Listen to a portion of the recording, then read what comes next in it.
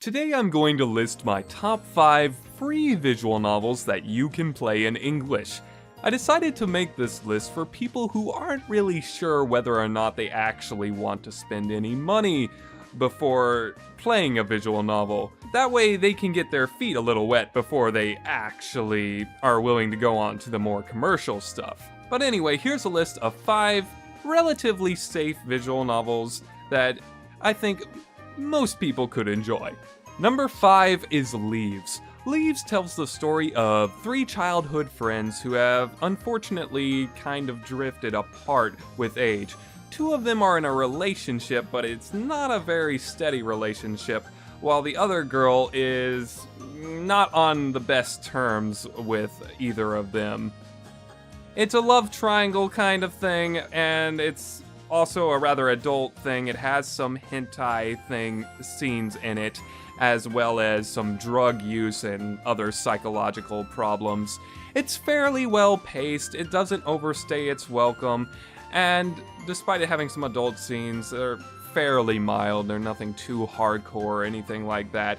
But if you're willing to give it a try, I would say it's definitely maybe not something I would recommend to everyone, but it's better than most free visual novels, and that's basically the main point I need to make about free visual novels, is that most of them are not worth your time. So, if you really are interested in visual novels, you probably need to go into the more commercial ones, but this one is okay.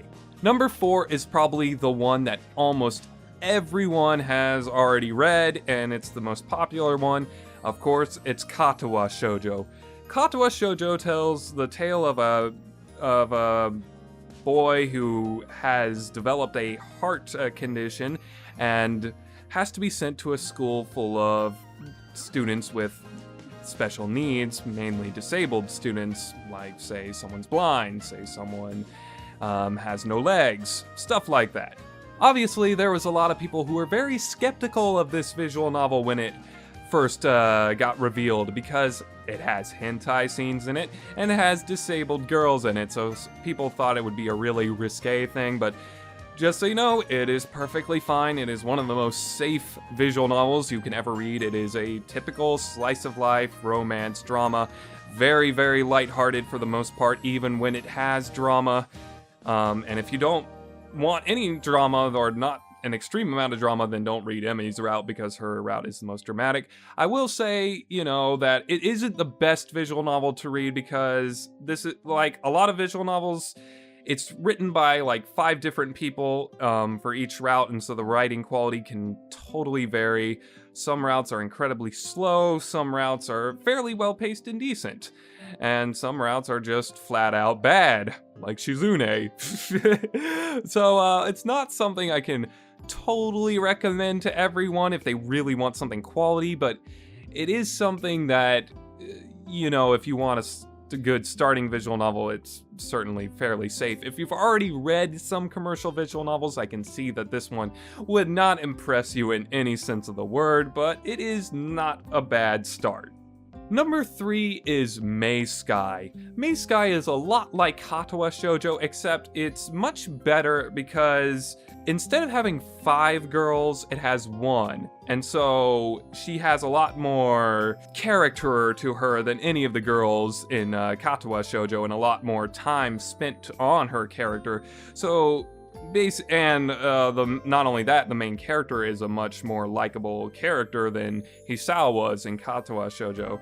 But basically, May Sky tells us tale of a guy who is basically about to get transferred to a different job, or it's hinted at throughout the visual novel, and how he basically comes across this shrine and meets this shrine maiden who is a very cynical and kind of weird girl, not overly anime-ish, but somewhat weird. She has a lot more personality than a lot of anime girls, and it's basically about their slow budding relationship. There isn't a whole lot of development between him or her, but the development is actually with their relationship, and that's totally fine if you ask me.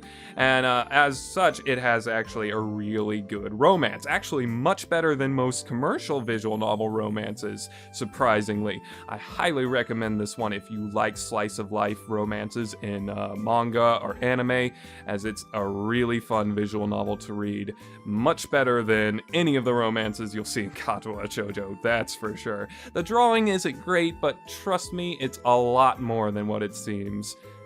Well, not a whole lot more. It's not like it's the most deep visual novel, but trust me, it's fun. Number 2 is True Remembrance. True Remembrance basically has all the positives I said about May Sky, but unlike May Sky, it actually has a plot and, while not original, a fairly unique setting.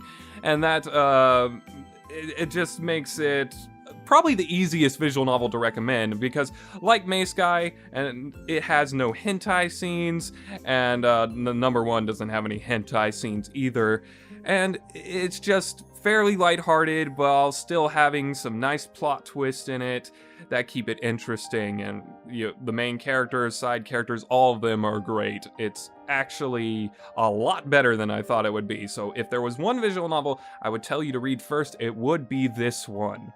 True Remembrance tells the story about how people will go to this city or go to these therapists with special powers that help alleviate them of their bad memories. They basically have this illness called the dollar, which basically gives them psychological problems, and they have to go to these special therapists to help alleviate these bad memories. And it's about how the main girl is going to this guy who, of course, romance. What do you expect? And he's trying to help her with her problem, which you're not sure what it is yet.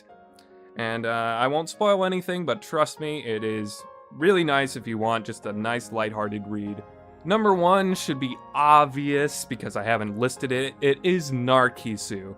Narkisu is about this hospital that people have to go to where basically people with uncurable diseases have to go to, and if they get sent to this hospital a certain amount of times, they can never leave, and they are kept there until they die.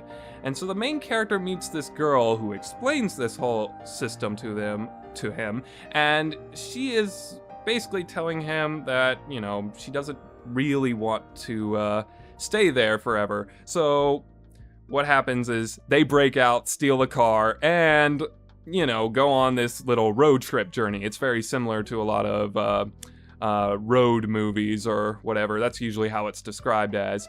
It basically asks this question, though. If you were going to die and there was absolutely nothing you could do about it, what would you do? Would you just sit around and let death quietly take you, or would you choose on how you want to die? And that's basically what this visual novel wants to ask the player. And I'm sure for a lot of people, this visual novel will be very, very depressing. But it's not necessarily intended to be depressing, but I'm sure a lot of players will get that way. Because it's of the heavy-handed themes and the incredibly depressing nature of it. It's pretty, it's a downer kind of thing. It does give you glimpses of hope, but it's mostly a downer a lot of the time. And the music does not help. The music is excellent, and it also has voice acting. So it's actually probably the highest budget out of all the free visual novels. It's not terribly long, it's very well paced, and it's good even by commercial visual novel standards. It's very, very good. So I would recommend this and its sequel to just about anyone who can stand this depressing kind of nature.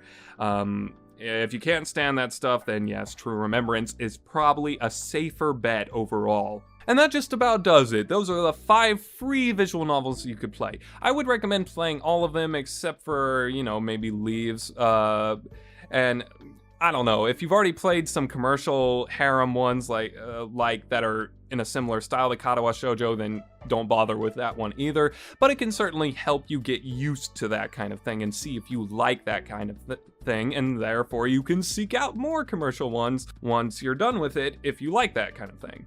Before I end this, I think the main question to be asked is, why would I read a visual novel over watching manga or anime? And I'll just tell you my personal reason.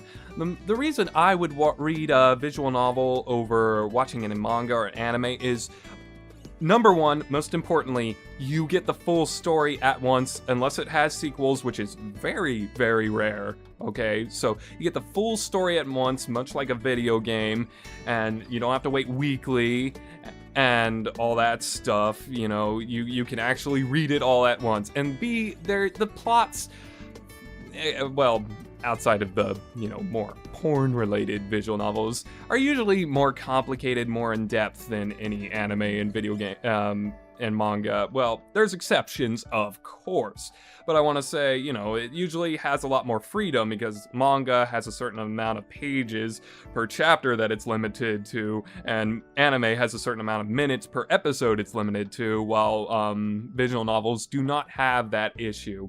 And that's why a lot of the time when you see anime adaptations or manga adaptations of light visual novels, they're not very good.